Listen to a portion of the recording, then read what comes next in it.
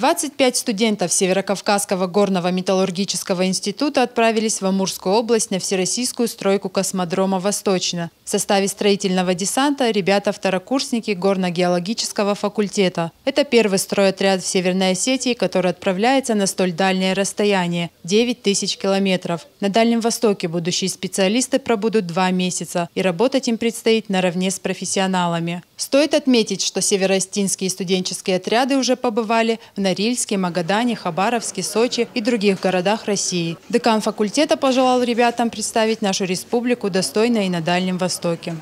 Такой дальности, наверное, это первый отряд. И ребята на самом деле подготовленные, потому что Северокавказский горно-металлургический институт, он всегда с дисциплиной, у них бывает порядок, они готовят людей хорошо, поэтому на них большая надежда и сомнений нет, что они покажут себя прекрасно.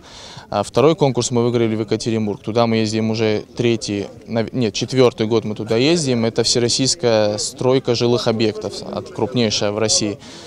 Туда поедет 15 человек, конкурс в этом году побольше, чем в прошлом. На 5 мест мы выиграли, и там тоже ребята себя активно очень проявляют, и не только в работе, но и в каких-то культурно-массовых мероприятиях.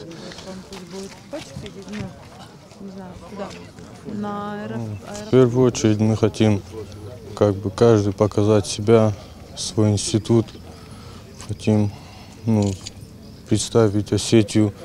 Там в Амурской области мы едем на космодром «Восточный», где пройдет всероссийская стройка.